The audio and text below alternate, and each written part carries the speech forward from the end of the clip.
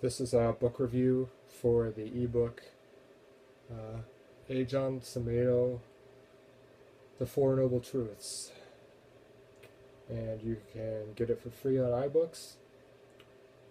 And I would recommend it to anyone who's interested in the Buddhist teachings.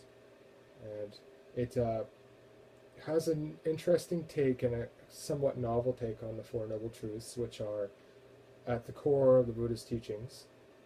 And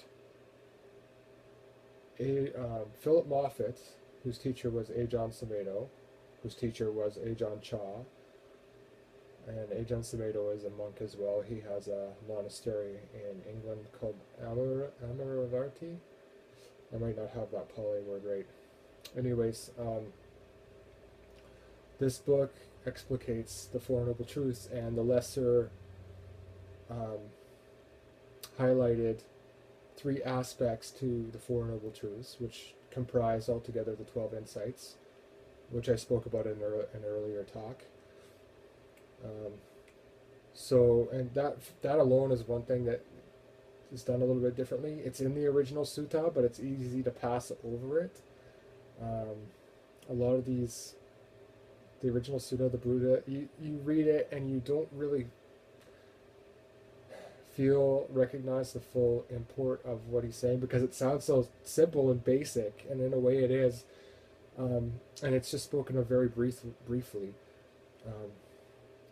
But really, I'm not going to get too much into the details because I did it in an earlier talk, which you can find on my YouTube channel. But Philip Moffat picked up on this and wrote an excellent book called Dancing with Life, which I would also highly recommend. So Ajahn Sumedho talks about the Four Noble Truths, which I'll just go over briefly. There is suffering, there can be an end to suffering, or the cause of suffering is grasping. There can be an end to suffering, number 3, and the Eightfold Path, which is the path to the end of suffering. And then each truth comprises 3 aspects, which would be study or intellectual understanding, the practice, actually doing it yourself, and then the result of the practice.